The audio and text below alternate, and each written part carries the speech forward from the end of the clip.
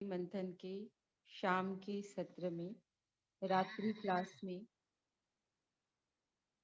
निराकार स्वरूप की स्मृति में रहने वाली तथा आनंद रस लेने वाली सभी आत्माओं का आज के क्लास में स्वागत है, स्वागत है, स्वागत है। जी, है ना। तो आज की जो मुरली है बहुत अच्छी है, छोटी और अच्छी का बेस्ट कॉम्बिनेशन है। और इसमें बाबा ने जो पुरुषार्थ बताया है वो अंतिम पुरुषार्थ है। जब हम बाबा की श्रीमत पर चलकर आनंद रस लेना सीख जाते हैं या आनंद रस से भरपूर होने लगते हैं, तो इसके बाद कोई पुरुषार्थ होता ही नहीं। तो इस तरह से एंड पॉइंट का पुरुषार्थ आज बाबा बता रहे हैं कि उसे कैसे आप कर सकते हो। आज खुद को बाबा कहते हैं स्वरूप की स्मृति दिलाने वाले आनंद रस का रसास्वादन कराने वाले अव्यक्त शिव बाबा बोले। आज की मुरली में बाबा ने एक तो निज स्वरूप, निजी स्वरूप, अविनाशी स्वरूप, निराकारी स्वरूप के स्मृति स्वरूप के अभ्यास की गुह्यता में जाना चाहिए, ऐसा कहा है। और अपने निजी स्वरूप के अनादि गुण व संस्कार के गहराई में जाने के लिए अंतर्मुखता को धारण करना आवश्यक है, ऐसा भी बताया है। और फिर यह दो बातें आप कर रहे हैं तो बाबा कहते हैं आपकी लगन अपने निजी स्वरूप के भिन्न भिन्न अनुभव के सागर से होनी चाहिए। और फिर लास्ट में बाबा बताते हैं सहज स्मृति स्वरूप कैसे बना जा सकता है, जिससे फिर याद कैसे करे के बजाय प्रश्न उठे कि याद भूले कैसे। तो यह परिवर्तन लाना अर्थात अपने निराकारी स्वरूप के स्मृति से निरंतर योगी बनना। तो इस तरह से बाबा ने 5-6 पॉइंट कवर किए हैं मुरली में और सहज विधियां बताई है वो भी 5-6 है, तो आप ढूंढ सकते हैं। ठीक है। जैसे अपना साकार स्वरूप सदा और सहज स्मृति में रहता है, क्या वैसे ही अपना निराकारी स्वरूप सदा और सहज स्मृति में रहता है? जैसे साकार स्वरूप अपना होने के कारण स्वतः स्मृति में रहता है। कोई अपनी फोटो लेके बैठता है क्या अपने स्वरूप को याद करने के लिए? बिल्कुल नहीं, कभी भी नहीं। ना अपनी, ना हमारे देह के जो संबंधी है उनकी फोटो लेकर बैठता है। तो इतनी सहज वो स्मृति रहती है। तो बाबा पूछते हैं क्या वैसे निराकारी स्वरूप भी अपना है तो अपनापन सहज याद रहता है? अपनापन भूलना मुश्किल होता है। स्थूल वस्तु में भी जब अपनापन आ जाता है तो वह स्वतः ही याद रहती है, उसे याद किया नहीं जाता है। यह भी अपना निजी और अविनाशी स्वरूप है, तो इसको याद करना मुश्किल क्यों? जानने के बाद तो सहज स्मृति में रहना चाहिए ना।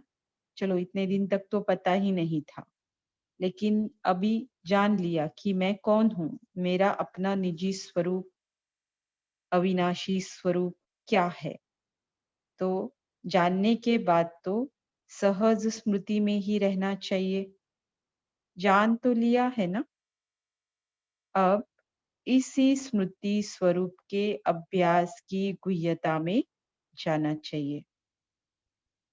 उसका आधार क्या होता है स्मृति रहने का? सहज स्मृति कब रहती है? जब अपनापन होता है ना? कोई वस्तु कहो, हुँ, या कोई संबंधी कहो, क्यों याद रहती है? उसका बेस क्या होता है? कि वो हमें अपना लगता है। इस कारण सहज स्मृति रहती है। तो अभी हमें पता चला कि अपना स्वरूप निराकारी स्वरूप भी तो है, निजी स्वरूप है, अविनाशी स्वरूप है। तो इस स्मृति स्वरूप के अभ्यास की गुह्यता में जाना चाहिए। तो गुह्यता में जाना भी एक विधि है। अभी बाबा बताते हैं कि निजी स्वरूप के गुण और संस्कार की गहराई में जाने के लिए अंतर्मुखी बनो। जैसे साइंस वाले हर वस्तु की गुह्यता में जाते हैं और नई नई इन्वेंशन अर्थात खोज करते रहते हैं। ऐसे ही अपने निजी स्वरूप और उसके अनादि गुण व संस्कार, इन एक एक गुण की डीपनेस अर्थात गहराई में जाना चाहिए। जैसे आनंद स्वरूप कहते हैं, तो वह आनंद स्वरूप की स्टेज क्या है? उसकी अनुभूति क्या है? आनंद स्वरूप होने से उसकी विशेष प्राप्ति क्या है? और आनंद किसको कहा जाता है? ये सभी प्रश्न बहुत ही अच्छे हैं, जिसका जवाब हम सभी को आना भी चाहिए और इसका आंसर हमें पता होना भी चाहिए, राइट? देखेंगे हम मूल्य पूरी होने पर। उस समय की स्थिति भाव स्वयं पर और अन्य आत्माओं पर क्या होता है? जैसे मैं अगर शांत स्वरूप बन गई हूँ, मैंने शांति के गुण की गहराई में जाकर उसे धारण किया है, तो उस समय मेरे इस शांत स्वरूप स्थिति का प्रत्यक्ष प्रभाव, एक तो मैं अपने में गहन शांति का अनुभव करूंगी और मेरे गहन शांति का अनुभव करना अन्य को और स्वतः ही यह शांति का अनुभव होता जाएगा, है ना? तो जब तक स्वयं किसी गुण का अनुभव गहराई में जाकर नहीं करते हैं, तब तक हमारे संबंध संपर्क या फिर हम सकाश की सेवा करें तो अन्य को नहीं करा सकते हैं। ऐसे हर गुण की गुह्यता में जाओ। बाबा कहते हैं ऐसे हर गुण की गुह्यता में जाओ।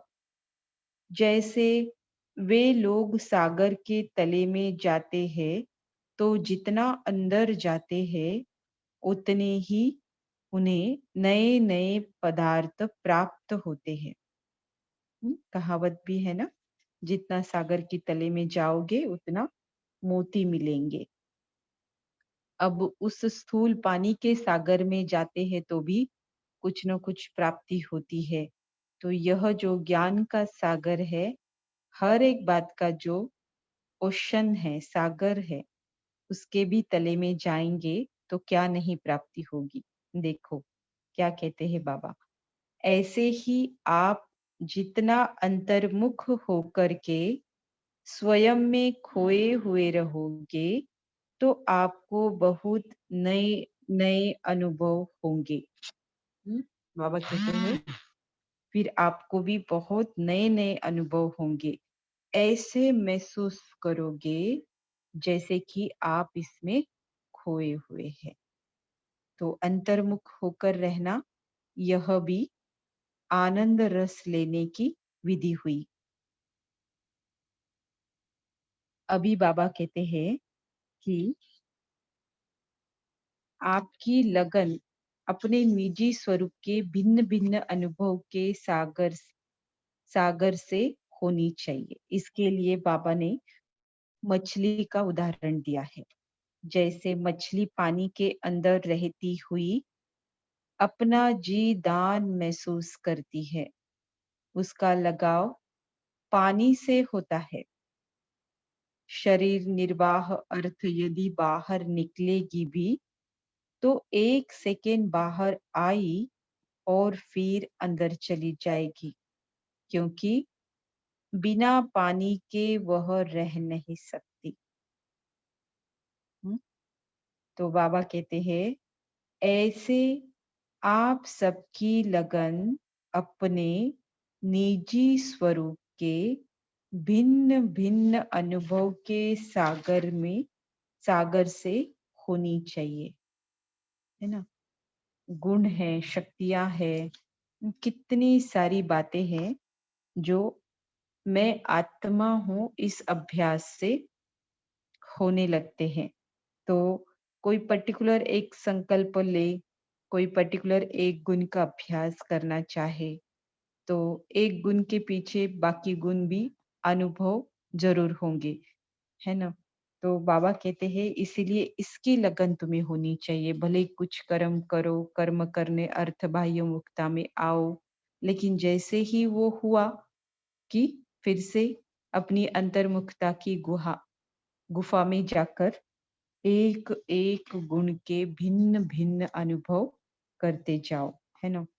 ये हमारी अंतर्मुखता की गुफा का ही वो कॉपी करते हैं स्थूल रूप में। वो सन्यासी लोग, तपस्वी लोग, साधु संत कहाँ जाते हैं तपस्या करने के लिए?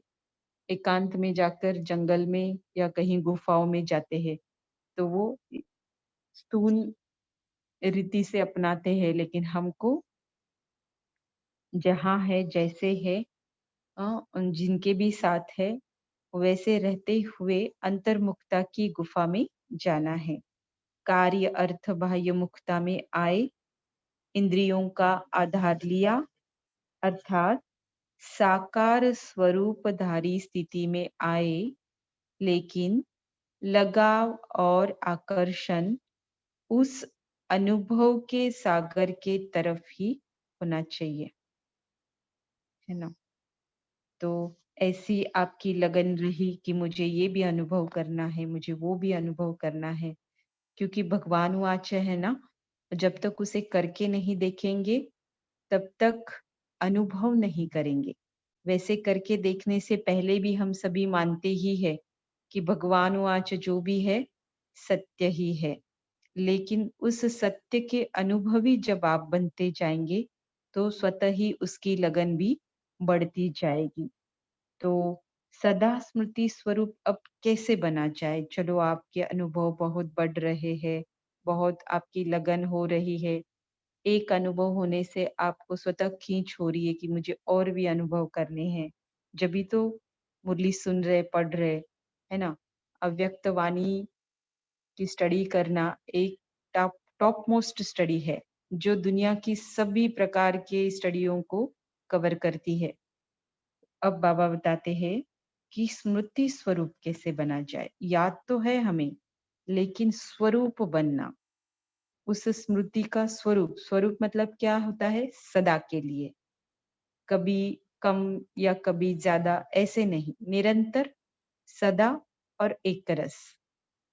जैसे स्थूल वस्तु अपनी भिन्न भिन्न रचनाओं का अनुभव कराती है ना, जैसे मिश्री अपनी मिठास का अनुभव कराती है और हर गुण वाली वस्तु अपने गुण का अनुभव कराती हुई अपनी तरफ आकर्षित करती है ना। कड़वी, मीठी, खट्टी, ये सारी जो अपने गुण के आधार पर आकर्षित करते हैं, ये सारी वस्तुएं। तो बाबा कहते हैं ऐसे ही आप अपने निजी स्वरूप के हर गुण की रचना का अनुभव अन्य आत्माओं को कराओ। अन्य आत्माओं को कराने से पहले खुद को तो करना पड़े ना। अगर मैं कहती हूँ शांति से रहना है, गुस्सा नहीं करना है और मैंने ही उसका अनुभव नहीं किया हो, तो ना मेरे बोलने में प्रभाव आएगा और ना किसी को वो पॉइंट याद रहेगी, फिर अनुभव तो बहुत दूर की बात हो गई। और सच में मैंने उस गुण को अनुभव किया है, 100% ना सही, कुछ परसेंट ही सही, तो उसी परसेंटेज में अन्य आत्माओं को अनुभव हम ज़रूर करा सकते हैं। तब ही आत्माएँ आकर्षित होगी। तो अब यह अनुभव करना और कराना, यही अपना विशेष कर्तव्य समझो। तो ये भी एक विधि हुई, है ना? लगन को बढ़ाना, ये एक विधि हुई। फिर उसके बाद अन्य आत्माओं को अनुभव कराना, यह भी एक विधि हुई। वर्णन के साथ-साथ हर गुण की अनुभूति कराओ। वह तब करा सकेंगे जब स्वयं इस सागर में समाये होंगे। तो क्या ऐसा समाये हुए रहते हो? अगर सच में समाये हुए रहते हैं, तो फिर इससे सहज स्मृति स्वरूप हो जाओगे। सहज स्मृति स्वरूप कैसे बनेंगे? ये बाबा ने अभी बताया। अब बाबा ऐसा परिवर्तन चाहते हैं जो हमारे मन में याद कैसे करें? इसकी बजाय ये प्रश्न उठे कि याद भूल कैसे सकती है? तो इससे क्या होगा? इस परिवर्तन से क्या होगा? अभी देखते हैं। याद कैसे करें इसकी बजाय यह प्रश्न उठे कि याद भूल कैसे सकती है? इतना परिवर्तन आ जाए। अभी तो सिर्फ थोड़ा-सा अनुभव किया है, सिर्फ चख कर देखा है। जब उसमें खो जाओगे, तब कहेंगे खाया भी और स्वरूप में भी लाया। अभी बहुत अनुभव करने की आवश्यकता है। जब इस अनुभव में चले जाओगे, तो फिर यह छोटी-छोटी बातें स्वतः ही किनारा कर लेंगी, अर्थात विदाई ले लेंगी। बाबा ने बताया था कल परसों की मुरली में कि सदा याद में मगन रहोगे तो निर्विघ्न रहोगी। तो जब याद भूलेगी ही नहीं, स्वतः उसकी याद ठहरने लगेगी, तो क्या हो जाएगा? सारी छोटी-छोटी बातें जो विघ्न रूप बनकर हमारे सामने आती है, वो किनारा करती जाएगी। इस मुरली का सार 4 पॉइंट्स में बताया बाबा ने। पहली पॉइंट है, सॉरी, पहले हम बाबा को याद प्यार देते हैं। हम रूहानी बच्चों की रूहानी माता-पिता, बाप-दादा को याद प्यार, गुड मॉर्निंग और नमस्ते। पहली पॉइंट है, जिस प्रकार अपना साकार स्वरूप सदा और सहज स्मृति में रहता है, वैसे ही अपना निजी अनादि और निराकारी स्वरूप भी स्मृति में रहना चाहिए। दूसरी पॉइंट है, जैसे साइंस वाले हर वस्तु की गुह्यता में जाते हैं, ऐसे ही अपने निजी स्वरूप और उसके अनादि गुण व संस्कार की गहराई में जाना चाहिए। तीसरी पॉइंट, जैसे मछली बिना पानी पानी के सॉरी जैसे मछली बिना पानी के नहीं रह सकती, ऐसे ही आप सबकी लगन और आकर्षण अपने निजी स्वरूप के भिन्न भिन्न अनुभव के सागर से होनी चाहिए।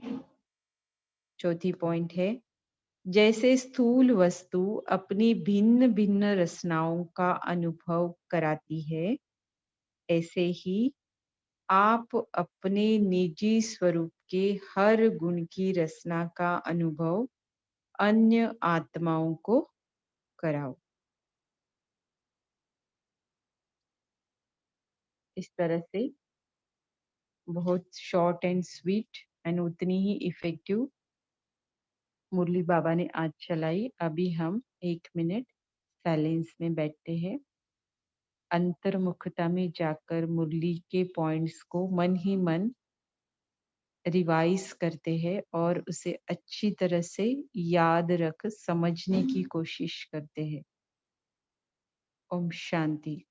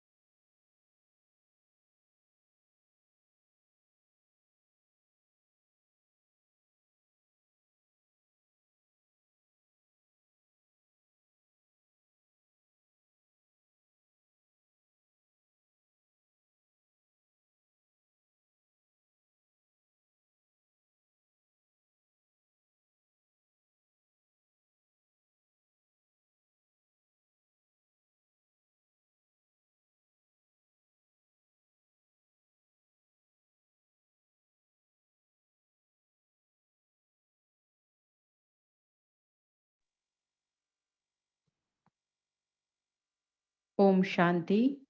बहुत बहुत धन्यवाद सिद्धिति बहन, आपने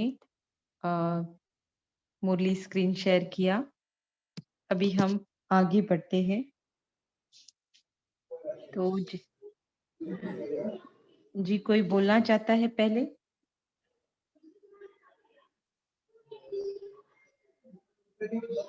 ओम शांति। हाँ जी ओम बोलिए। शांति। जी जी। आज मुरली में सबसे बड़ी बात है कि जो योग की मतलब कि मूल अवस्था होती है, अल्टीमेट अवस्था होती है, उसको बड़े सूक्ष्म तरीके से डिस्क्राइब किया है। आनंद की अवस्था, असल में अल्टीमेट हमारा जो लक्ष्य होता है वो आनंद होता है। अच्छा, ये आनंद जो सुख नहीं है, सुख का एंटी तो दुख हो जाएगा, पर आनंद का या ब्लिस का कोई विलोम नहीं मिलता। अच्छा, ये है कि इसको जो है इतने सूक्ष्मता से कई रूप में मुरली में बताया है, परंतु मतलब सागर के तले में जाके गहराई पे, सूक्ष्म सागर के तले में जाने पे अलग अलग तरीके से बताया है। इसमें मेन जो इंडियन फिलॉसफी में बताया जाता है कि ये जो है कोष होता है, 5 कोष की बात की जाती है। अन्न में अच्छा, पहले होता है जैसे प्याज का छिलका छिलते जाइए आप, पहले प्राणमय, प्राणमय कोष होता है, फिर मनोमय कोष होता है, फिर विज्ञान में होता है आनंदमय कोष होता है। अच्छा, आनंदमय कोष जो है एक्चुअली अल्टीमेट जो आत्मा का स्वरूप है वहां पे जा मिलता है, ये उच्चतम अवस्था है। यहाँ क्या होता है, ज्ञे और ज्ञान, ज्ञाता, ज्ञाता का मतलब जो जान रहा है और जिसको जाना जा रहा है, और वह ज्ञान, 3 चीज हो गया ना, ऑब्जेक्ट, सब्जेक्ट एंड नॉलेज, तीनों त्रिकुटी का आपस में लय हो जाता है, बिल्कुल क्लियर, कोई नहीं रहता, मतलब हम और उसके मतलब एक अल्टीमेट अवस्था है जहाँ की अनुभूति की अवस्था होती है। इसको विभिन्न रूप में बताया गया है। अब इसमें मछली का उदाहरण दिया है बाबा ने यहाँ पे कि जिस प्रकार से पानी के बिना नहीं रह सकती, वो एक हो जाता है, और स्वयं में खोए रहते हैं, और जिस तरह फिर कहते हैं कि गहन शांति का अनुभूत होता है, अंतर्मुखता के गुफा में जाके सागर के तले में जितना अंदर जाएंगे उतने नए नए पदार्थ मिलेंगे। मतलब इसका एक स्टेज अल्टीमेटली बिल्कुल उसमें लय जो कर्मातीत अवस्था है, वहां पे जाके आदमी ये हो जाता है। बहुत गहरी बात बताया है इसको, इसमें आनंद की अवस्था एक्सप्रेशन किया है। ओम शांति। जी बहुत अच्छा आपने मनन सुनाया भाई जी। अभी बाबा कहते हैं कोई एक गुण का गहराई में जाकर अभ्यास करो, तो उसके लिए बाबा ने आज आनंद स्वरूप की स्टेज के बारे में पूछा है कि किसे कहेंगे हम आनंद स्वरूप की स्टेज, उसकी प्राप्ति क्या है। वो स्टेज अगर हमारी होती है, आनंद स्वरूप अगर हम बनते हैं, तो उसकी अनुभूति क्या है और प्राप्ति क्या है, किसे कहा जाएगा आनंद। आपने थोड़ा बहुत तो बताया ही है, लेकिन फिर से और थोड़ा सा चर्निंग हम इस पॉइंट पे कर सकते हैं। ओम शांति दीदी। जी आनंद बोलिए। की आनंद की स्टेज जो है, जैसे जो हमारी कर्मेंद्रियां हैं, तो जब हम कर्मेंद्रियों के से कर्म कराना सीख जाते हैं, तो वो मालिकपन की स्टेज आ जाती है। और जब कर्मेंद्रियाँ कर्म कर रही हैं और कर्म हमें खींच नहीं रहे हैं और ऑटोमेटिकली कर्म हो रहे हैं और और हम जो हैं कर्मेंद्रियाँ कर्म कर रही हैं और हम पे उसका कोई प्रभाव नहीं पड़ रहा कर्म का। तो वो आनंद की स्टेज है, हम बाबा की याद में मग्न हैं। अच्छा, ये भी सही है। और कोई बताए कि भाई किसे कहा जाएगा, उसकी प्राप्ति स्टेज कैसे महसूस करेंगे, है ना? दोनों ने भी सही बताया। और भी हम है पॉइंट्स इसमें और भी तो बोल सकते हैं। जिन्होंने सच में इस वाले गुण को अनुभव किया है वो भी बता सकते हैं।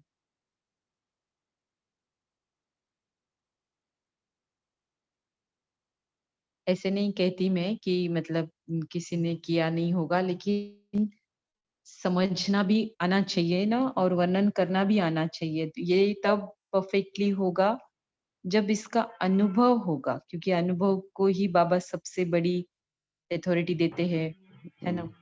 हाँ, एक इसमें कहा कि आनंद की अनुभूति की स्टेज पे चले जाने पे छोटी-छोटी बातों से स्वतः किनारा हो जाता है। तब हमसे छोटी-छोटी समस्याएँ विदाई ले लेती हैं। फिर हम महिमा को स्वीकार नहीं करेंगे। आत्मिक ताकत हमको मिल जाती है। किसी आधार को हम नहीं लेंगे, बल्कि स्वतंत्र रहेंगे। योग बल की शक्ति आ जाएगी। इस स्टेज पे जो है बड़े सूक्ष्म रूप से बताया है। ओम शांति। जी, बहुत अच्छा। एक दीदी और कोई? अनुभव हाँ। एक अनुभव है दीदी, करीब ऐसी 30 सेकंड के आसपास का अनुभव रहा हो कि काम जो अब मेरा वर्क है, तो वर्क करते-करते जब बीच में थोड़ा-सा पॉज़ आया, तो आने के बाद में एक बार मतलब ऐसी अनुभूति हुई कि जैसे कोई चीज़ मुझे खींच रही है और मैं वहाँ पे अवेलेबल ही नहीं हूँ और उस खींच में इतनी ताकत और इतना आनंद फीलिंग हुई कि मतलब उसे मतलब कि बड़ा अच्छा, वो आज भी हमें बड़ा अच्छी सी फीलिंग आती है ऐसा सोच के भी। तो समझ में नहीं आया कि कैसे हो गया ये, क्योंकि हम तो काम में बिज़ी थे, मिड में थे, मतलब मिड से इन द सेंस कि जो हमारे वर्किंग आवर्स है उसके बीच में थे, कस्टमर्स के साथ ही थे। तो वो एक अनुभव मुझे लगा कि शायद वो आनंद की ही स्टेज होगी कि जब हम महसूस कर रहे हैं कि शरीर तो है ही नहीं और जो है हम कैसा अनुभव करते चले जा रहे हैं। तो करीब 20-30 सेकंड के आसपास का 30 सेकंड के आसपास का ऐसा अनुभव रहा। एक तो आनंद की स्थिति में एक बार अनुभव हो जाने पे इसको याद करना नहीं, भूलना मुश्किल हो जाएगा अगर अनुभव हो गया एक्चुअल। ओम शांति। जी। और ये आनंद का जो अनुभव है उसका बेस क्या होगा? मतलब वो कैसे रहता होगा? चलो थोड़े समय के लिए ही सही अनुभव किया है, लेकिन आधार क्या रहा होगा उसका?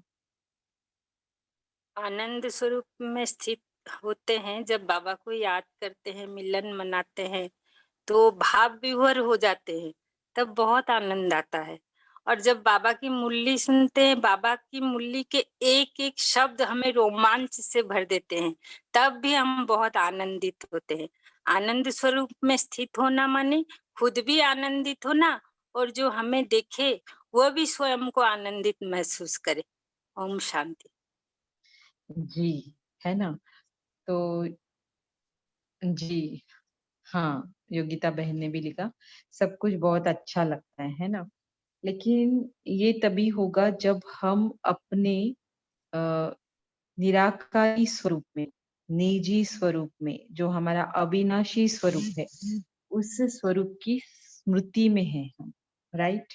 है ना? अभी जो हमारी स्मृति है ये अप एंड डाउन रहती है, कभी ज़्यादा, कभी कम। बिल्कुल नहीं रहती ऐसा तो नहीं होता होगा समय के हिसाब से, लेकिन कम या ज़्यादा ज़रूर रहती है। तो उसका आधार जितना हम स्मृति में टिकेंगे ना, स्वतः खुद के स्वरूप में, तो उतना हम आनंद की स्टेज को ज़्यादा से ज़्यादा परसेंटेज में प्राप्त कर सकते हैं। तो इसको ही दूसरे शब्दों में कहेंगे फिर, जब वो स्टेज को अगर हम एक्सपीरियंस कर रहे हैं, दैट मीन्स हम अतीन्द्रिय सुख के झूले में झूल रहे, एक बाप से सच्ची सच्ची प्रीत निभा रहे हैं। जो भी हमारे आजू बाजू ऊपर नीचे इधर उधर जो कुछ भी हो रहा है, एज अ डिटैच्ड ऑब्जर्वर हम रहते हैं। इन्वॉल्वमेंट नहीं है कहीं पर भी, ना किसी व्यक्ति, ना किसी परिस्थिति, ना किसी स्थूल चीज में, वस्तु में। और ये जो कहावत है ना, अंतर्मुखी सदा सुखी, तो ये भी हम प्रैक्टिकली कर रहे होते हैं। हमें बाह्य मुक्ता में आना, ज्यादा बातें करना या फिर ज्ञान के अलावा बातें करना, क्योंकि ज्ञान की बातें करना एक अंतर्मुखता ही है ना। अपर लेवल मतलब एक अंतर्मुखता शब्द इसे दे सकते हैं, लेकिन इसके अलावा अगर हम कुछ बातें कर रहे तो वो हमारा आनंद का जो एक्सपीरियंस है ना, वो गायब होने लगता है ना। क्योंकि इन्वॉल्वमेंट जहां पर भी आती है ना, तो ये एक्सपीरियंस हम नहीं कर सकते हैं। फिर इसकी वजह से हम कमल फूल समान न्यारा और प्यारा अनुभव भी करते हैं और रहते भी है, और वो हमें अच्छा भी लगता है। जैसे हमारे सतयुगी संबंध बनने वाले हैं, तो सभी संबंधों का शायद हम अभी अनुभव करेंगे, लेकिन फिर भी कैसे रहेंगे? Detached, right. और यहाँ पर देखो, संबंध और बंधन का जो डिफरेंस है ना, वो अभी हमको पता चल गया। तो अभी देखो, कुछ भी है तो उसका बंधन ही है, लेकिन सतयुग में सब कुछ होते हुए बंधन किसी का भी नहीं रहेगा, सिर्फ संबंध रहेगा। तो ये आनंद की स्वरूप की स्टेज जब हम प्राप्त करते हैं ना, तो ये महसूस करते हैं। इस कारण फिर कोई चिंता नहीं, फिकर नहीं, बेफिक्र बादशाह। स्वमानधारी की हाईएस्ट स्टेज आनंद स्वरूप की स्टेज है। निर्माणता रहेगी और निर्माण भी करने वाले रहेंगे, दोनों का बैलेंस हम रहेंगे रखेंगे तो। और बहुत सारी बातें हैं मुरलियों में, जो सारी बातें करना चाहिए चाहिए बाबा बोलते हैं। नशा होना चाहिए, सेवा में ऐसे ऐसी सफलता मिलनी चाहिए, वो सारी जो प्राप्तियां है वो आनंद स्वरूप की स्टेज की वजह से ही होती है। ठीक है, अग्री। देखिए ओम शांति। एक चीज और है कि अगर हम इसको मनन के रूप में इस रूप में ले लें, जैसे सतयुग को हम अगर प्रेजेंट में ले लें, मतलब डिटैच की अवस्था में कहते हैं कि आप प्रेजेंट में रहो तो डिटैच की अवस्था बनने लगती है। अच्छा, अगर आप पास्ट और फ्यूचर के झूले में झूलती हैं तो मतलब कि हिलते हैं, अटैचमेंट की स्थिति है। अच्छा, अब जो है यदि हम मतलब कि इसको ले लें और अंतर्मुखता की स्थिति को फिर प्रेजेंट से ले लें, इस तरफ फ्यूचर और पास्ट, इसको जोर से जरा सा कुछ अगर कोई एक्सप्लेन कर दीजिएगा तो अच्छा रहेगा। इसको लेके तीन चीजें, प्रेजेंट पास्ट फ्यूचर। प्रेजेंट को आप मान लीजिए डिटैचमेंट की अवस्था, और फिर पास्ट और फ्यूचर जो है अटैचमेंट की अवस्था हो जाती है, और उसको सतयुग मान लीजिए प्रेजेंट को। तो इससे अंतर्मुखता से कोई मनन अगर सुना दे। ओम शांति। मतलब आनंद स्वरूप की स्टेज का पास्ट, प्रेजेंट एंड फ्यूचर, ऐसा ही पूछ रहे हैं ना आप? जी दीदी, जी जी। जी, ओके। कोई पार्टिसिपेंट देना चाहेगा, इसका एक्सप्लेनेशन करना चाहेगा अपनी तरफ से?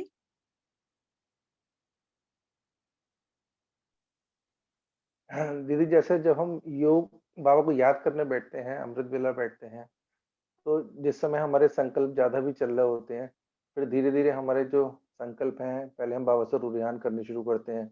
उसके बाद जो है, मतलब वो हमारा पास्ट हो गया, क्योंकि हम याद करते हैं किसी को बिहाफ पे याद करना शुरू करते हैं।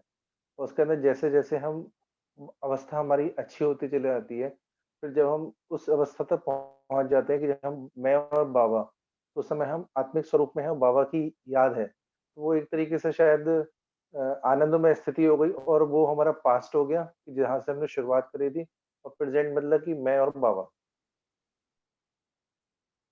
जी। और फ्यूचर? फ्यूचर तो आनंदमय स्थिति। हम्म, एक कांस्टेंट लेवल पे आ गया उसका, है ना।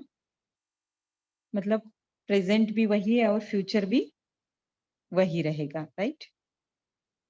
तो मेरे ख्याल से ये है कि आनंद स्वरूप अगर पास्ट में देखेंगे ना, एक तो आनंद आत्मिक स्वरूप में टिकने के बगैर हो ही नहीं सकता है।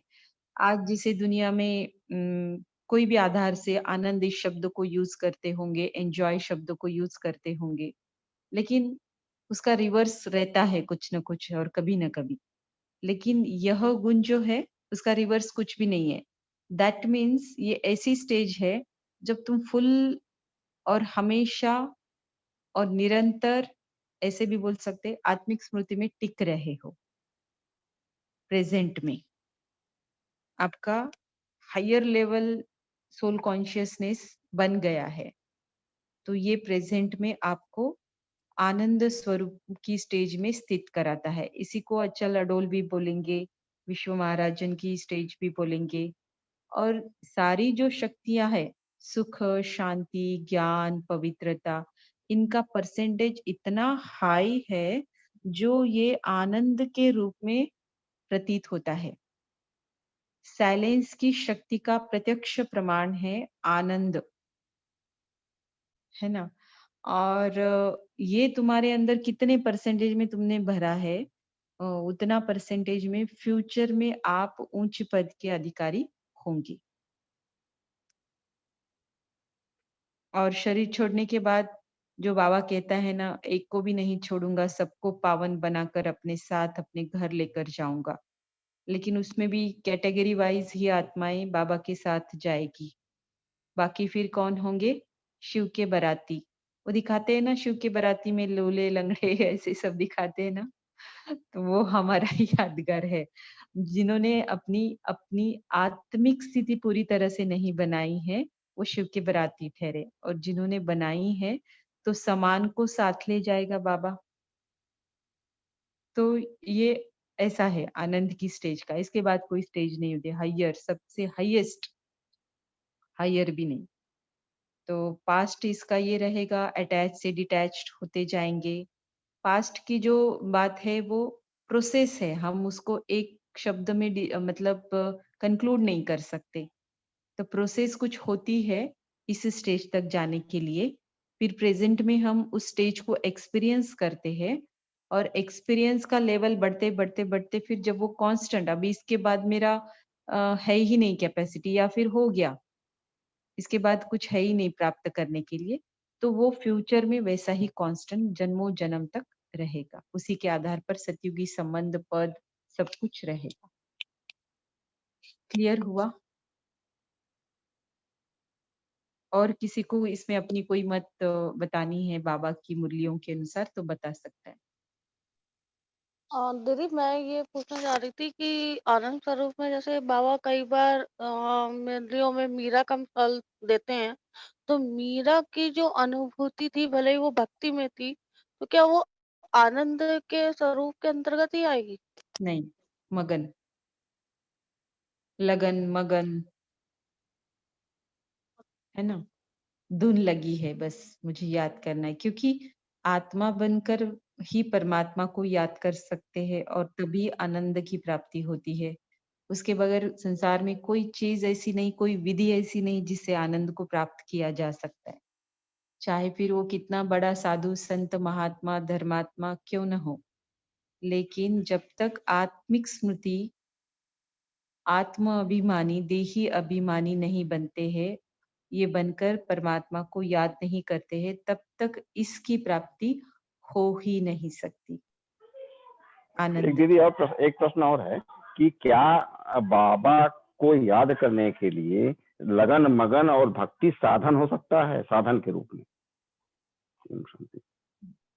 भक्ति भक्ति तो भक्ति का हम एक ही गुण ले सकते हैं, क्योंकि भक्ति में जो भी हमने कर्म कांड किए नहीं हैं जी, भक्ति साध्य हो गया ना, जो साधन, जैसे लगन मगन तो है ही है बाबा के हाथ में, लगन मगन तो उसका मूल कंटेंट तो है ही है, तो साधन के रूप में हम ले सकते हैं, लेकिन अल्टीमेट नहीं है वो। मतलब एक रास्ता हो सकता है, लेकिन मतलब अल्टीमेट नहीं है। ओम शांति। भक्ति तेजस तस्वीर है के ना, साथ जब होती है। तक आपको जी बोलिए। भक्ति तस्वीर के साथ होती है। तस्वीर को पूजा जाता है, उसी से भक्ति की जाती है। तो साधन भी मेरे हिसाब से नहीं होना चाहिए। हाँ, भक्ति तो साधन नहीं है ज्ञान मार्ग में किसी भी बात को अचीव करने के लिए। नहीं, भक्ति की वजह से हमें ज्ञान मिला, बस भक्ति का पार्ट खत्म।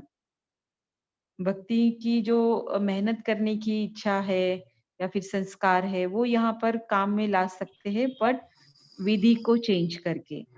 लगन, मुझे करना ही है, हाँ मुझे हेलो करना ही है। दीदी दीदी दीदी मैंने जी। हेलो मैं बोलूं हाँ जी, बोलिए। आप अपना वीडियो दीदी बंद ये कर भक्ति के ऊपर हाँ अब दीदी ये भक्ति के ऊपर जो चैप्टर चल रहा है मैंने तो पहले पढ़ा था बीए या उसमें हिंदी के उसमें सब्जेक्ट में तो सगुण और निर्गुण भक्ति होती है। सगुण भक्ति में हमें चित्र और फोटो या मूर्ति की जरूरत होती है और निर्गुण भक्ति में तो उनकी भी जरूरत नहीं पड़ती। जी, जरूरत लेकिन उसमें एक ये भी है ना कि जो सगुण भक्ति है वो निर्गुण भक्ति का एक सीढ़ी है, बिना उसके आप जा ही नहीं सकती निर्गुण पे, उसको होके ही सगुण जाएगा भक्ति आदमी। को भाई जी हम पार कर लेते हैं तब निर्गुण भक्ति पे पहुंचते हाँ हैं। तभी, सगुण में मतलब जैसे कि बिना हम बिना सगुण, एलकेजी या फिर हाँ बिना सगुण भक्ति के जा नहीं किसी सकता बच्चे निर्गुण को भक्ति में। हम हाँ, समझी। जैसे हम पहले किसी बच्चे को ए फॉर एप्पल सिखाते हैं तो उसको चित्र भी के सहित दिखाते हैं, बाद में उसको अगली क्लास में जाकर पता चलता है कि ए फॉर कुछ और भी होता है, फिर उसको चित्र देखने की जरूरत नहीं पड़ती। तो मैंने जो हिंदी सब्जेक्ट में पढ़ा था जब एमए की थी तो उसमें एक चैप्टर इसी के ऊपर था, सगुण और निर्गुण। तो सगुण भक्ति में साधन सामग्रियों की जरूरत पड़ती है, निर्गुण में नहीं पड़ती, क्योंकि शंकर की या विष्णु की फोटो हमारे आंखों में चित्र में समाई हुई होती है। लेकिन ये सारी चीजें ना भगवानुवाच नहीं है, भगवानुवाच सिर्फ बाबा का ज्ञान है, उसी से ही हम भगवान को प्राप्त कर सकते हैं। जी, हम बड़ा हाँ भक्ति वो को भगवान का काम तो अलग है लेकिन भक्ति का चैप्टर आया, सॉरी मैंने इसलिए बोला। ठीक है, अच्छा किया। देखो, पार्टिसिपेट करना ही है। अगर मतलब कुछ हाँ पॉइंट ऐसी चल रही है, हमें अंदर से लगता है कि मुझे बोलना चाहिए, तो ज़रूर बोलें। ये सभी के लिए खुला हाँ प्लेटफ़ॉर्म है और अच्छा बताया आपने, जितना देखो भी बाबा के बताया। यहाँ भी साकार निराकार का बात होती है, तो पहले साकार लेवल की बात होती है, निराकार लेवल एक अलग आता है। फिर हमारे साथ भी वही सब हो रहा है बाबा के ज्ञान में भी। अब राजीव भाई ने हमें जो क्लास सिखाई है आनंद का, तो हमें दूसरा रूप भी दिखाया उन्होंने। आनंद तो हर एक चीज में दिखाया उन्होंने। नहीं उस बात से कुछ अलग ही मतलब समझ में आ रहा है, इसलिए मैं बीच में नहीं बोल पा रही थी आनंद के बारे में, कि मैं खुद कंफ्यूज हो रही थी। पर अभी क्लियर हुआ कि नहीं हुआ आपको? ना अब तो पूरा क्लियर है, लेकिन ना जो बात पहले डाउट में थी वो मैंने अपने उसमें बोली, मैं सुनती ज्यादा हूँ अभी, क्यों मैं शुरुआत ही कर रही हूँ मंथन का। ठीक है, अभी हम आगे बढ़ते हैं और दीदी और मेरा एक बीच में बोलने के प्रश्न लिए है। सॉरी। जी, विनीता बहन बोलिए आप। हाँ, मेरा एक हर समय मेरे मन में एक प्रश्न उठता है, जैसे हम लोग गृहस्थ हैं, तो हमें इतना समय नहीं मिलता कि हम एक जगह में बैठ के और आत्मिक रूप में स्थित होके बाबा को याद कर सके। तो मेरे मन में प्रश्न है कि क्या हम हर कर्म करते हुए अगर हमारा हम बाबा से कनेक्टेड रहते हैं, तो वो भी योग माना जाएगा? हाँ, हमारा तो है ही सहज योग ना, तो सहज योग चलते फिरते उठते बैठते खाते पीते सोते हर समय हम उसको याद कर सकते। लेकिन ये याद करना आएगा कब? जब उसकी कुछ समय के लिए हम बैठकर एकांत, सूक्ष्म एकांत, स्थूल एकांत में जब इसकी प्रैक्टिस करेंगे, जब हमको इसकी आदत पड़ जाएगी, तब हम ये कर सकते हैं। खाते-पीते, उठते-बैठते, सोते, है ना? सब कुछ कर्म करते हुए हम याद में रह सकते हैं। अब रही बात बैठ के करने की, तो भक्ति मार्ग में भी कोई मंत्र जाप हम करते हैं, तो पहले उसको याद करने के लिए कुछ समय देते थे ना? फिर जब वो जी हमें याद होता था, तब जाके हम अपनी पूजा-पाठ जो भी बोलने काम-काज करते हुए भी बोलते थे, राइट?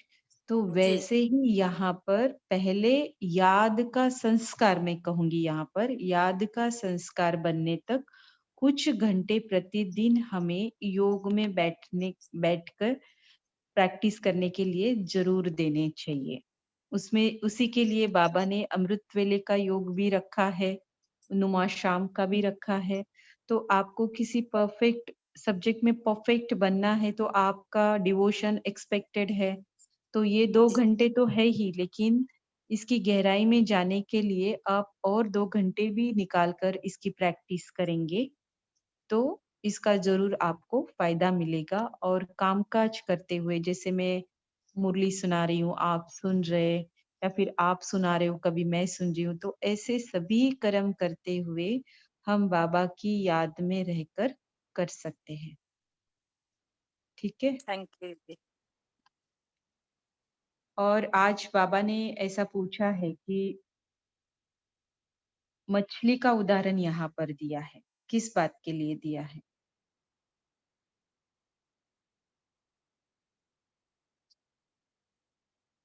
क्या करती है मछली?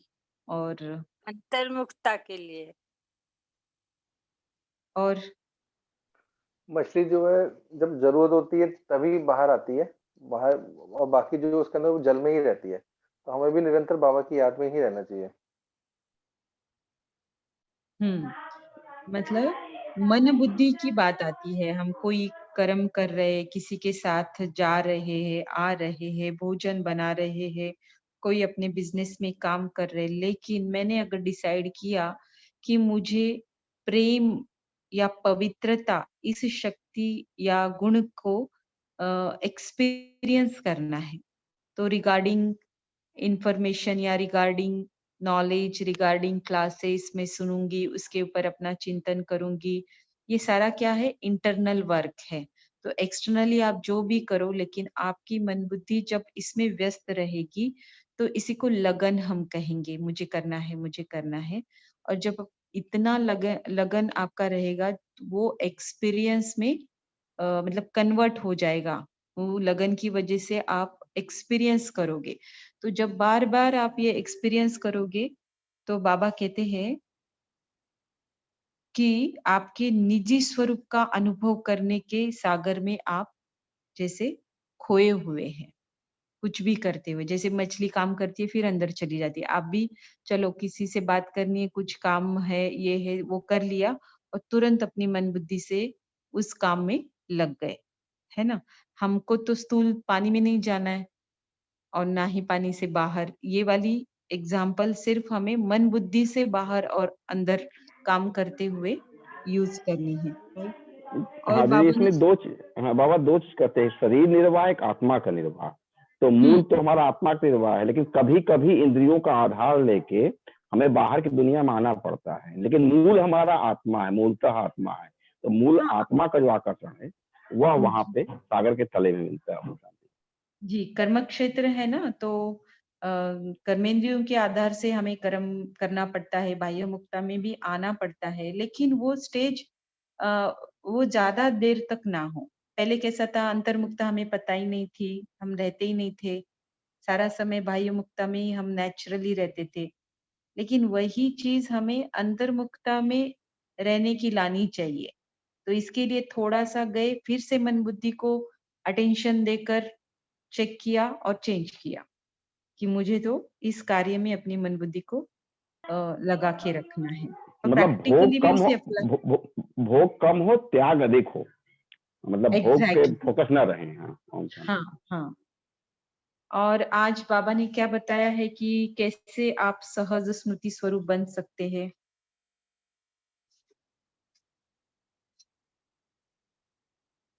कैसे बनेंगे? क्या एग्जाम्पल दिया है बाबा ने? हर पॉइंट में एग्जाम्पल दिया। जैसे आज, जैसे मिश्री क्या करती है, अपनी मिठास का अनुभव कराती है। मतलब जो भी विशेषता है, हर गुण वाली वस्तु जो है, वो अपना अनुभव कराती है और आकर्षित करती है। तो ऐसे ही आप अपने निजी स्वरूप के हर गुण की रचना का अनुभव अन्य आत्माओं को कराओ। और ये कराते कराते क्या हो जाएगा? वर्णन के साथ साथ हर गुण की अनुभूति कराते कराते क्या हो जाएगा? निज जैसे, स्वरूप भी डेवलप हो जाएगा हमारा। हाँ, है ना? जैसे स्वयं इस सागर में समाये हुए हैं। बार बार वही चीज कर रहे तो स्वरूप बन जाएंगे ना। तो इस तरह से, इस प्रैक्टिस से हम सहज स्मृति स्वरूप बन सकते हैं।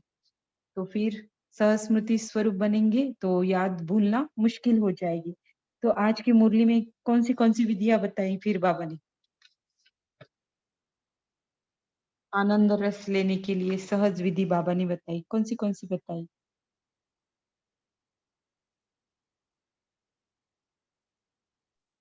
बाबा ने एक तो कहा कि कर्म करते समय जो है मन बुद्धि मतलब मेरे से लगाओ। तो जब जरूरत है तब क्या कहते हैं, आप कर्म करो, वरना मन बुद्धि से मेरे को याद करो। और दूसरा बाबा ने कहा कि जो हमारे आत्मिक गुण हैं उनके एक एक गुण की गहराई में जाओ और उसका खुद भी अनुभव करो और दूसरों का भी अनुभव करो।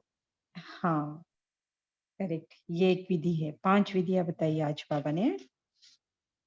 तो ये एक हो गई जो आपने कही, इसको बोलेंगे अंतर्मुखी होकर रहना। अपने निजी स्वरूप के अनादि गुण, अनादि संस्कारों के गहराई में जाने के लिए अंतर्मुखी होकर रहना, ये एक विधि है। उसके पहले जो विधि है बाबा ने बताई हुई, अपने निजी स्वरूप के अभ्यास की गुह्यता में जाना। फिर उसके गुण और संस्कारों के गुह्यता में जाने के लिए अंतर्मुखी होकर रहना, ये दूसरी विधि। तीसरी क्या बताई? बाबा ने कहा कि अपनापन याद रखो।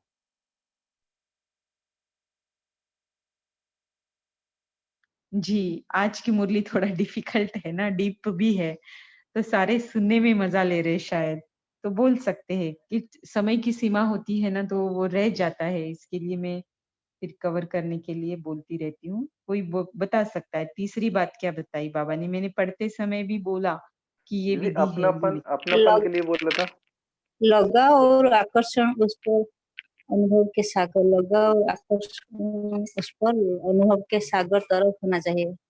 हाँ, अंतर्मुखी होकर एक एक गुण को गहराई में जाकर अनुभव करना, अनुभव करना, राइट? ठीक है। और चौथी बताई, सदा स्मृति स्वरूप बनकर। हाँ बोलिए, कौन बोल रहा है? बोलिए, मयूरी बहन बोलना चाहते, तन्वी और बहन। हाँ बोलिए। मेरे बाबा ने ये भी कहा कि सदा अपने निराकार स्वरूप की स्मृति में रहो। जिस प्रकार की जो है साकार स्वरूप की स्मृति में रहते हो, वैसे ही निराकार स्वरूप की स्मृति में भी रहो। हाँ, है ना, ये भी एक विधि है। करेक्ट, सही बताया। मयूरी बहन आप। शांति। हाँ बोलिए। आज बाबा ने ये भी जज करने के लिए बोला है कि राइट और रॉन्ग क्या है। यानी जब बाबा जो श्रीमत देते हैं उसे शास्त्रों के आधार पर भी हम जज कर सकते हैं कि बाबा जो बताते हैं वो सही है या शास्त्रों की बातें। क्योंकि जब हम एकदम विचार सागर मंथन करते हैं तो हमें समझ में आता है कि बाबा जो श्रीमत दे रहे हैं वो बिल्कुल प्रैक्टिकल है। क्योंकि जब हम वो यानी आचरण में लाते हैं तो हमें बाबा की श्रीमत पता चलती है। और जो शास्त्रों में लिखा है वो सब यानी प्रतीकात्मक है। जो भी शास्त्रों में लिखा है वो अगर हम इसे प्रैक्टिकल में देखा जाए, जैसे एग्जाम्पल कि गणेश जी का ही ले लो, कि गणेश जी की जो मूर्ति पूजा करते थे हम पहले, तो तब हमें वो समझ में नहीं आता था कि क्यों यानी ऐसा कोई मानव हो सकता है, ऐसा कोई देवता भी हो सकता है कि जिसका आधा शरीर हाथी का है। तो उसका भी राज हमें समझ में आया जो बाबा के ज्ञान में आने के बाद, कि वो सब प्रतीकात्मक है। तो जो भी शास्त्र में लिखा है वो सब श्रीमत के आधार पर हमें लेना है और जज करना है कि राइट क्या है और रॉन्ग क्या है। ओम हाँ, शांति। Thank you. हाँ जी। और जज करने के लिए बहुत सारे कॉन्ट्रास्ट पॉइंट्स भी हमको पता होने चाहिए कि ज्ञान में क्या है, भक्ति में क्या है। शास्त्रों की मत क्या कहती है और श्रीमत क्या कहती है। जैसे आज की मुरली में भी बहुत सारे कॉन्ट्रास्ट आए हैं, कोई बता सकता है? दीदी अभी सुषमा बहन ने जैसे निर्गुण और सगुण भक्ति के विषय में बोला था, नहीं, भक्ति के तो बारे में अभी बात नहीं करेंगे, बिल्कुल टाइम नहीं है अपने पास। नहीं दीदी मैं बस निराकार और बहुत साकार शॉर्ट में स्वरूप। बोल रही हूँ।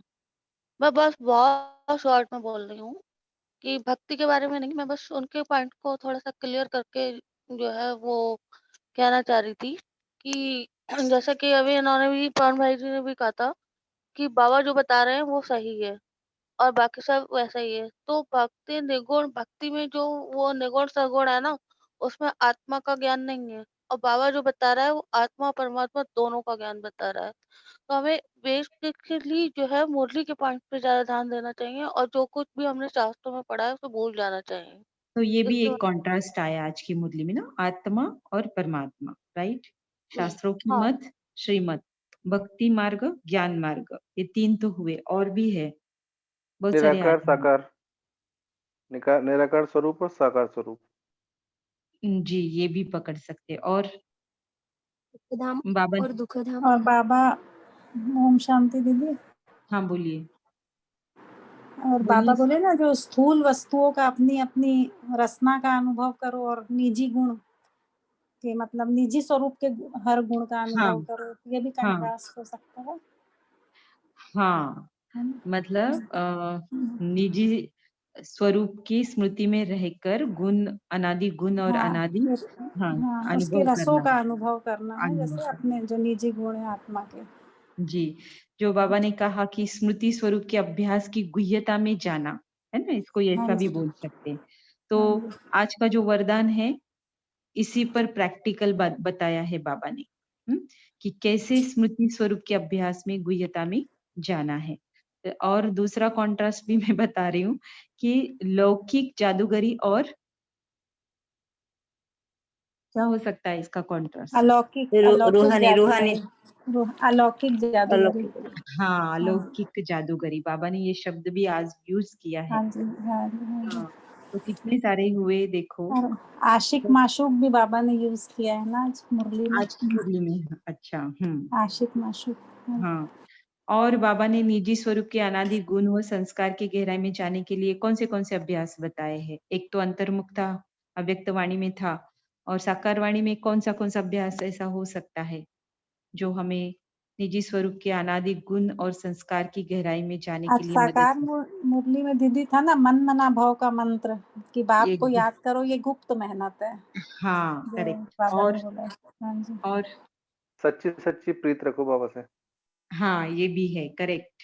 और एक जो था ना आदि मध्य और अंत की नॉलेज, मतलब 84 के चक्र को बाबा ने हमको हाँ, सुदर्शन चक्रधारी बनाया ना, 84 के चक्र का ज्ञान दिया। यस, स्वदर्शन चक्रधारी, अंतर्मुखता, सच्ची प्रीत, याद करने की गुप्त मेहनत, है और ना? एक बात दीदी ये भी हो सकता है जो आप इसमें आज आया था साकार मुरली के, बच्चों को जो बाबा बोले ना राइट और रॉन्ग समझने के लिए ज्ञान चक्षु दिए हैं। राइट और रॉन्ग का मतलब जो है समझने के लिए जो हाँ, हमको दिव्य दृष्टि ज्ञान मिली, ज्ञान चक्षु। ज्ञान चक्षु का ही दूसरा नाम क्या है? निजी स्वरूप। दिव्य दृष्टि होगा ना दीदी। तीसरा नेत्र। तीसरा दिव्य नेत्र ही तो हम आत्मा है ना। हाँ जी, हाँ जी, हाँ जी। है ना? तो उसी से और राइट कर्म करना है बाबा बोले ना। हाँ, और भी एक आया है, हद का संन्यास, बेहद का संन्यास, है ना? तो निज का अभ्यास और करने के कर्म लिए अकर्म विकर्म के बारे में भी आज बोला ना बाबा ने। बोला है, हाँ करेक्ट जी, करेक्ट। और एक आज से हम अभ्यास शुरू करेंगे, ठीक है? कोई इसकी रिस्पॉन्सिबिलिटी पर्सनल लेवल पे भी ले सकता है, और डेली उस पॉइंट्स को लेकर ग्रुप में पोस्ट करना है। जो सतयुग के बारे में बाबा बताते हैं, बस सतयुग के पॉइंट्स को, चाहे वो अव्यक्त वाणी में हो, चाहे वो साकार वाणी में हो, लेकिन सतयुग शब्द यूज करके बाबा ने क्या पॉइंट्स बोलिए रिगार्डिंग, उसकी हम लिस्ट बनाएंगे। तो आज मैंने बनाई है, 2-3 ही सेंटेंस आए हैं सिर्फ सतयुग के बारे में, कि बाबा कहते हैं सतयुग में कर्म अकर्म होते हैं, ठीक है? और सतयुग को कहा जाता है वाइसलेस वर्ल्ड। और दूसरी बात बाबा ने कहा है कि सतयुग में विकर्म की बात ही नहीं होगी। कर्म तो जरूर करेंगे, राज्य करेंगे, खाएंगे, परंतु उल्टा कर्म नहीं करेंगे। उनको कहा ही जाता है राम राज्य। तो ये सतयुग से रिलेटेड पॉइंट्स थी। तो ऐसे पॉइंट्स डेली मुरली में आती ही है, तो उसकी लिस्ट बनाएंगे ना। तो बाद में क्या करना है मैं बताऊंगी, लेकिन कुछ दिनों तक हम ये लिस्ट बनाएं। कोई लेगा इसकी रिस्पॉन्सिबिलिटी? डेली उसको प्रेजेंट रहना है और रेडी रखने हैं वो पॉइंट्स। एक से ज्यादा लोग भी ले सकते हैं, लेकिन ये इसका संग्रह हमें बहुत नशा चढ़ाने के लिए, योग में प्रैक्टिस करने के लिए बहुत सारे फायदे दिला सकता है। तो मैं तो मुरली का मनन पोस्ट कर रही हूँ, तो मैं ही सारी बातें लिखूंगी, तो फिर, है ना? तो किसी को ये रिस्पॉन्सिबिलिटी जरूर लेनी है।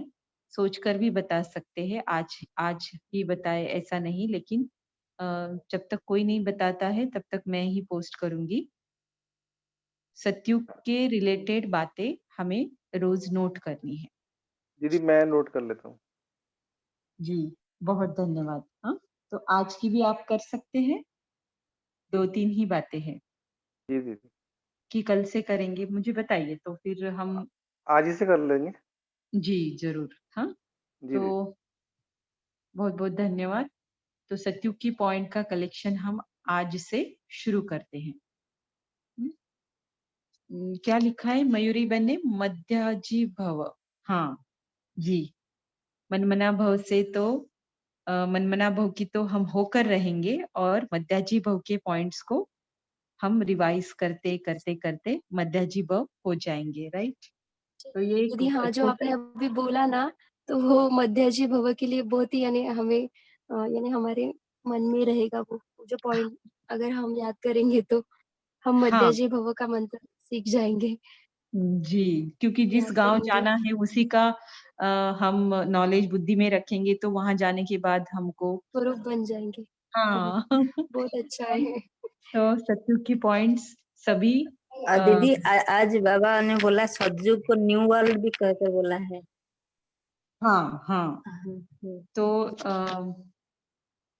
कुछ दिनों तक आप पवन भाई आप लीजिए रिस्पॉन्सिबिलिटी, उसके बाद किसी और को लेनी है तो कोई अपना मन अभी से बनाए और उसकी लिस्ट बनाए, क्योंकि ऑलरेडी पवन भाई मुरली का मनन भी शेयर करते हैं, मुरली में भी पॉइंट्स बहुत शेयर करते हैं।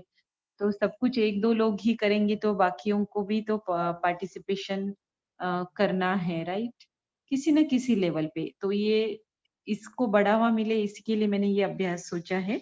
सतयुग की पॉइंट्स 1-2 हफ्ते तक पवन भाई जी आप करिए, ये वाला वीक और नेक्स्ट वीक, जी उसके बाद दीदी। किसी और को करना पड़ेगा, राइट? तब तक कोई प्रिपेयर करे कि मुझे करना है, अपना मन बनाए, ठीक है? बहुत ब्यूटीफुल एंड सिंपल अभ्यास है और योग में बहुत मदद करेगा ये अभ्यास हमें। ठीक है, आप सभी अ, आनंद स्वरूप आत्माओं का बहुत-बहुत धन्यवाद शिव बाबा की तरफ से और मेरी तरफ से। अभी हम थोड़ा-सा कमेंट्री से योग करते हुए आज वाइंड अप करेंगे। सभी चारों ओर के व्यर्थ से मुक्त अपने निज स्वरूप को देख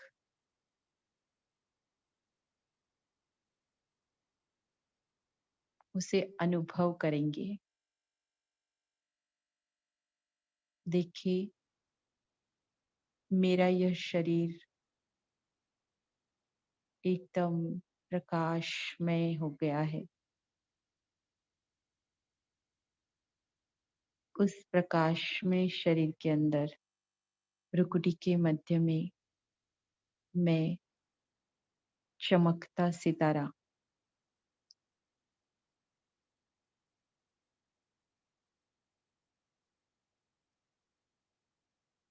देखिए, अपने इस स्वरूप को साथ-साथ महसूस भी करें। अब चले अपने प्रकाशमय शरीर को यहीं पर छोड़कर ऊपर की ओर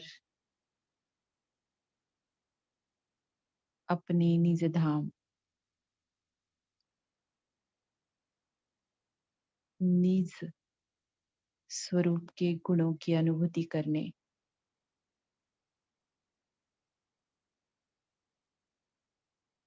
देखिए, अभी मैं परम धाम में पहुंच गई हूँ।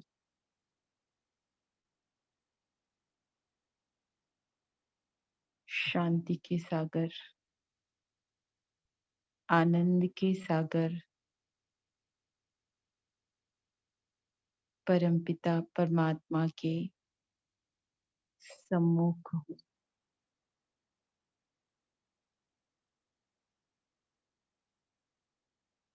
आनंद और शांति की किरणें मुझे आत्मा को भरपूर करती जा रही है। इतना भरपूर कि मैं मास्टर आनंद का सागर, मास्टर शांति का सागर अनुभव कर रही हूँ।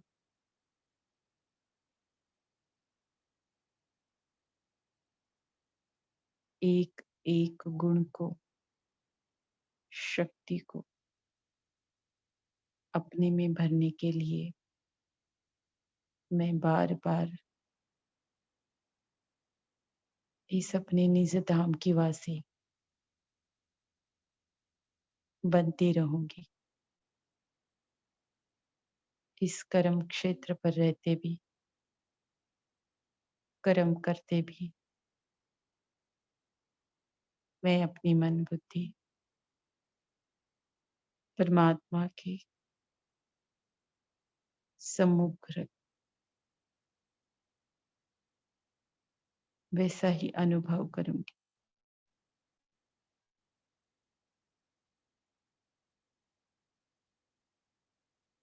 आनंद और शांति से भरपूर होकर मैं आत्मा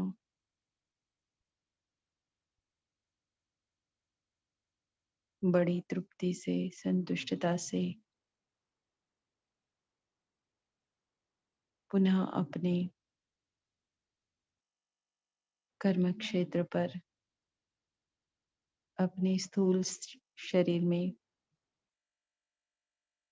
प्रवेश करने के लिए निकल रही हूँ। देखे टिमटिमाते सितारे परमधाम छोड़कर निकल पड़े हैं।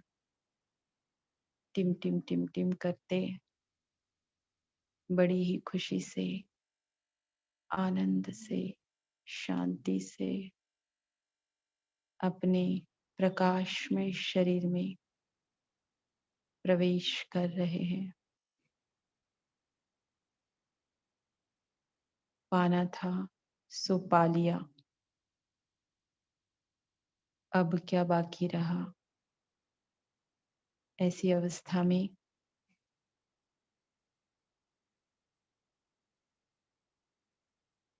योग निद्रा करते हुए